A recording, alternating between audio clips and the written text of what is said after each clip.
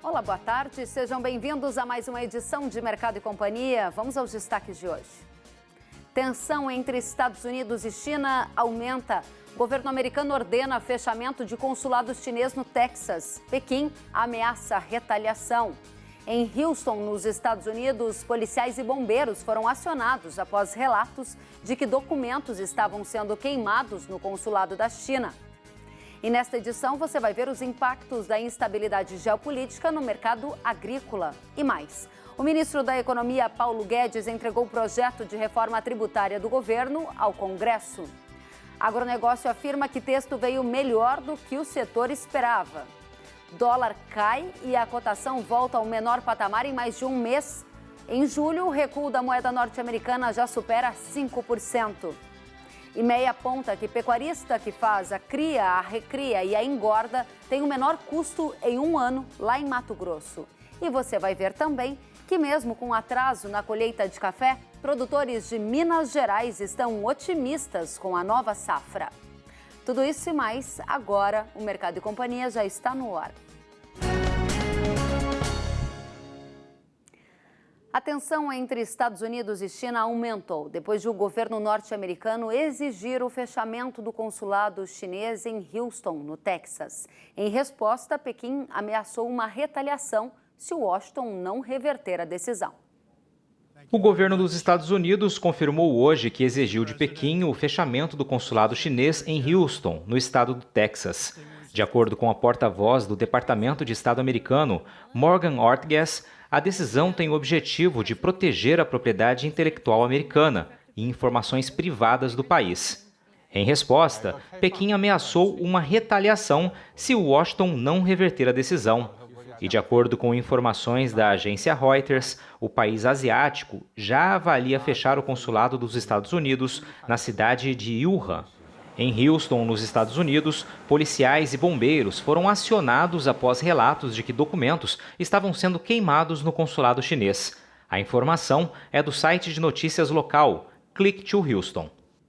Vamos saber já como a tensão entre Estados Unidos e China repercute no mercado agrícola. A conversa é com Marcos Araújo, analista de mercado da Agrinvest Commodities. Seja muito bem-vindo, Marcos. Que efeitos você já observou no mercado agrícola com o aumento da tensão entre as duas potências econômicas?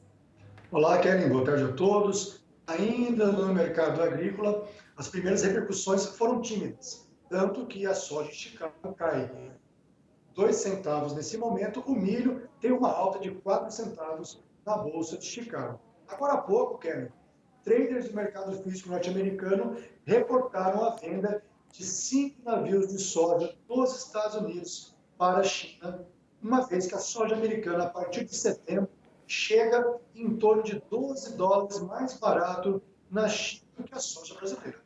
Bom, esse é um ponto muito importante para a gente analisar. O que você está dizendo é que o mercado agrícola praticamente não esboçou uma grande reação com o aumento de tensão e disse ainda que houve agora reporte de novas negociações, ou seja, a China continua comprando soja dos Estados Unidos. Vamos voltar um pouquinho na história e lembrar janeiro de 2020, quando os dois governos se encontraram e fizeram a primeira fase, de acordo da guerra comercial. De lá para cá, como ficou a negociação entre China e Estados Unidos? Houve algum rompimento, algum tipo de impacto nas negociações comerciais agrícolas? Kellen, falando sobre o montante financeiro, a compra chinesa por commodities agrícolas nos Estados Unidos está sendo somada ao redor de 12 bilhões de dólares.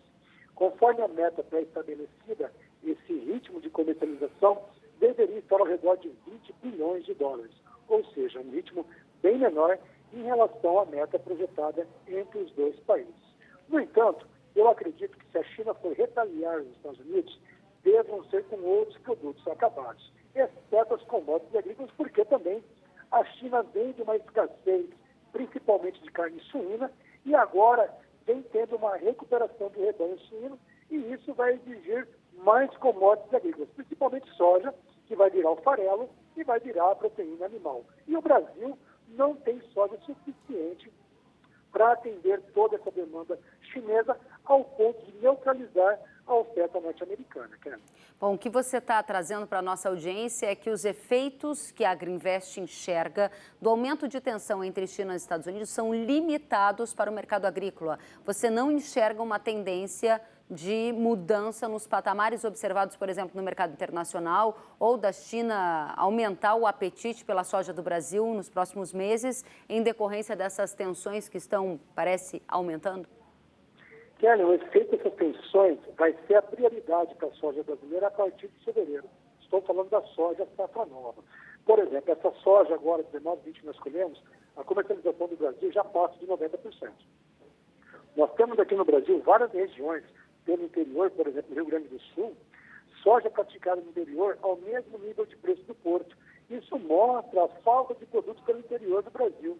Já no Rio Grande do Sul foi mais acentuado em função da grande seca que ocorreu nessa safra por lá.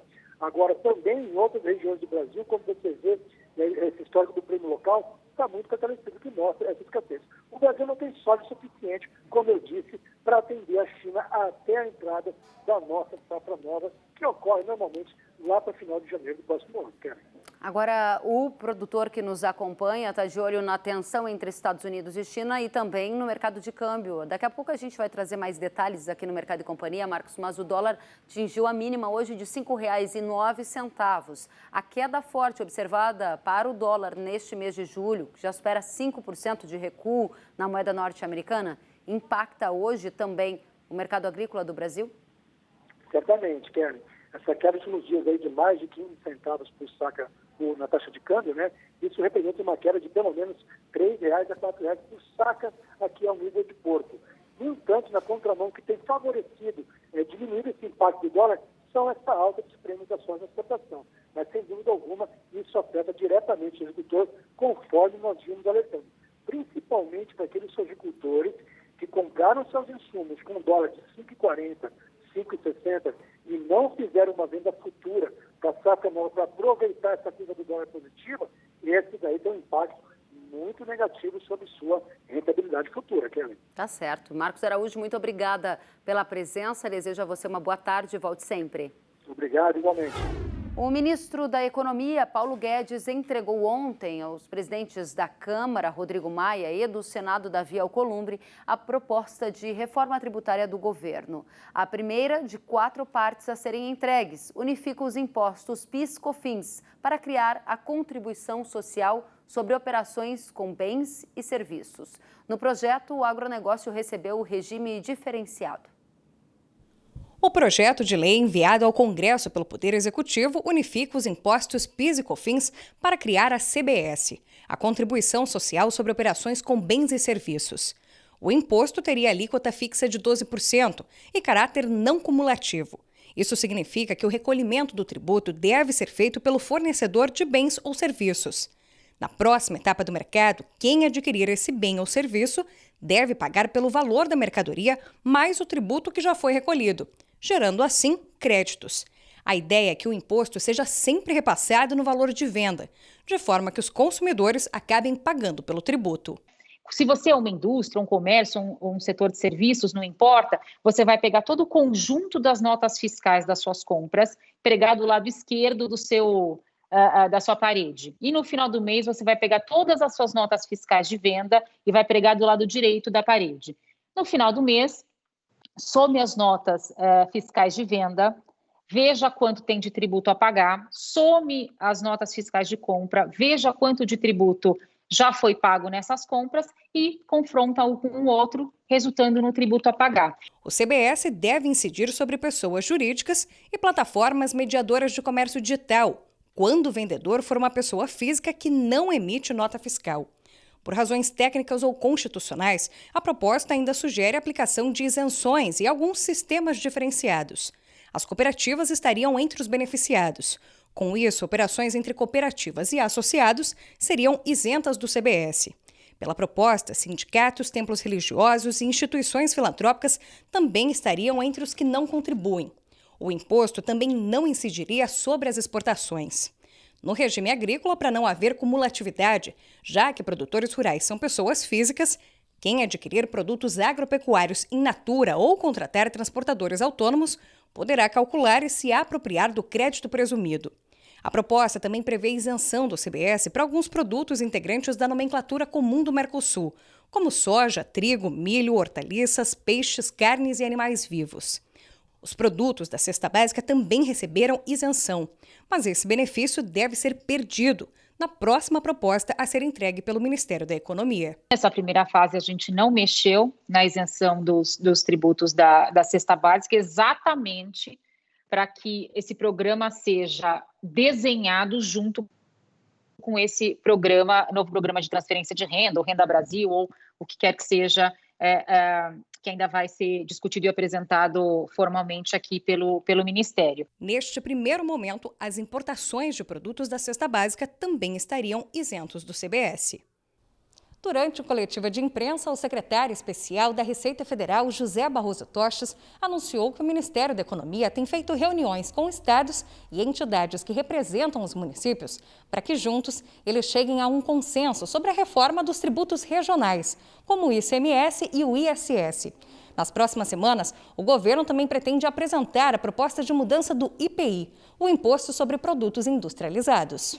O governo também está preparando e vai mandar, nas próximas semanas, como colocou o secretário, uma reforma que simplifique o IPI, que, portanto, deixe o IPI muito mais com características de um tributo seletivo do que com características de um tributo seletivo no sentido da literatura internacional, não como a gente tem hoje, que é um tributo seletivo do ponto de vista subjetivo, né? O que a gente acha essencial tem alíquota menor, o que não se acha essencial tem alíquota maior, não é essa a ideia é transformá-lo num excise tax, que é taxar mais produtos que causem externalidades negativas, né? Trazem danos ou custos extras à sociedade. O segredo dos campeões. Nesta semana, o Mercado e Companhia recebe os vencedores do Desafio de Máxima Produtividade do SESB. E vamos agora conversar com Antônio Guedes, produtor que colheu 118,63 sacas de soja por hectare na região sudeste, lá em Patrocínio, Minas Gerais. Antônio já está com a gente. Primeiramente, boa tarde, parabéns pelo brilhante resultado. Seja bem-vindo, Antônio. Obrigado, boa tarde, cara. Antônio, eu lembro da oportunidade há uma semana, quando a gente divulgou para todo o Brasil os vencedores, de você contar que é um novato, digamos assim. Você tem menos de 5 anos na atividade como produtor rural e já conquistou esse resultado de 118 sacas por hectare. Qual é o segredo, hein? Correto, cara. Tem pouco tempo que eu vim para a fazenda trabalhar com meu pai. A minha família já tem muitos anos que já está no mercado, né? E a gente veio para a fazenda com os projetos novos, né? Implantando muita tecnologia no campo, agricultura de precisão, fazendo mais testes de cultivares diferentes. E eu acho que isso tudo vem agregando para subir a produtividade da fazenda.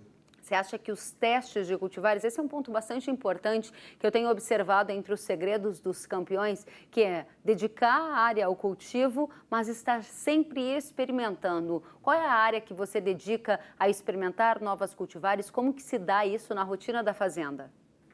Cara, com certeza, eu acho que você fazer o teste do cultivar para sua área, porque cada cultivar vai sobressair em alguma área diferente, né? A gente separa sempre uma área de 30 hectares na fazenda e vamos fazendo teste de cultivar. O que se sobressai, a gente aumenta um pouquinho a área dele.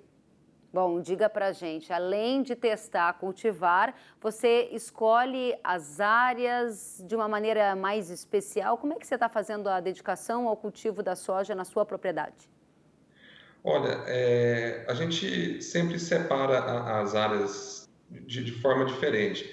A área que a gente conseguiu essa produtividade alta é uma área que tem uma altitude maior da nossa fazenda e a gente está percebendo que os cultivares que a gente vem escolhendo, ele vem se sobressaindo mais em áreas mais altas. Então, a gente vem estruturando o solo, né, e escolhendo os cultivares certos para cada altitude. Muito bem, aí você já trouxe para a gente alguns segredos. Primeiro é sempre testar cultivares novas. Segundo, a escolha da área que você observou que ajudou bastante no seu resultado. E a tecnologia, como que você usa a tecnologia? Acha que de alguma forma ela colaborou? De qual maneira para o seu resultado? Olha, Kellen, há 3 anos atrás a gente começou a implantar a tecnologia na nossa fazenda, né? E a gente vem percebendo que após essa tecnologia a gente já fez um ganho de 7 a 8 sacas por hectare em área total. Uma elevação grande aí com a produção, né? E desde o plantio até a colheita a gente usa a tecnologia para ajudar a gente, né? De que tecnologia você está falando? Dá mais detalhes para a gente. Olha, no plantio hoje a gente sempre faz o plantio com o trator com o piloto automático, porque aí você não tem perca de área, né? A nossa plantadeira hoje tem uma distribuição de semente diferente, né? É uma plantadeira mais nova, então só da distribuição de semente a gente percebeu um ganho de 3 sacas, né? Então você não tem perca de área por causa do piloto automático e a distribuição de semente já te ajuda muito aí, né? Você não perde área nenhuma. Muito bacana. Você está dizendo que atingiu, então, mais de 118 sacas por hectare, conseguiu aí o prêmio de campeão da região Sudeste, olhando para cultivares, para genética, olhando para as áreas que você planta e cuidando da tecnologia para melhorar, por exemplo, a plantabilidade. Agora, o produtor de casa quer saber, bom, mas qual é a média da fazenda dele, hein? Hoje, o ano passado foi um ano muito atípico para nós aqui. A gente teve muito problema com a chuva veio tarde, então a janela de plantio foi bem tarde. Mas mesmo assim a gente fechou uma média de 83 sacos total na fazenda, mas já chegamos a fechar média de 90 sacos na área total da fazenda. Uau, é um excelente resultado. Lembrando que a média no Brasil está em torno de 55 sacas. Agora, você dizia para a gente que começou na atividade como produtor rural há 3 anos. Você conversa certamente com gente que está há muito mais tempo nesta profissão. Você vê alguma diferença na sua atitude em relação a quem está mais tempo e talvez ainda não tenha atingido resultados como os seus? Olha, Kelly, eu vejo que muitos produtores antigos ficam com medo de apostar nesse teste de cultivar, né, de apostar na tecnologia, que não é um investimento barato, mas eu acho que tudo tem um retorno. Eu acho que depende da gente apostar mais um pouquinho na tecnologia que a agricultura está trazendo para a gente, experimentar novos cultivares, experimentar novos fertilizantes. Eu acho que isso tudo agrega. Bacana. Agora, última questão. Você falou que tudo isso tem um preço, né? Tem um custo. O produtor, às vezes, fica bastante receoso em estar incrementando a cada nova safra os custos, que é um desafio. Afinal de contas, você não sabe exatamente por qual preço vai vender o seu produto no futuro. Você tem custos muito altos, acima da média, e é o custo mais alto que está justificando parte do seu resultado? Como é que está essa relação custo-benefício, hein? Não, Kellen, hoje nosso custo-benefício é bem... Como que eu vou te falar? A gente investiu muito na área que a gente obteve esse resultado alto. A gente investe na nossa área, mas vem um retorno, sim.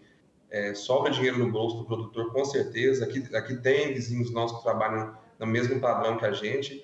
E realmente, assim, sobra dinheiro no bolso do produtor. Eu acho que é um investimento válido. Muito bem. Antônio Guedes, produtor que colheu 118,63 sacas de soja por hectare na região Sudeste, em Patrocínio, Minas Gerais.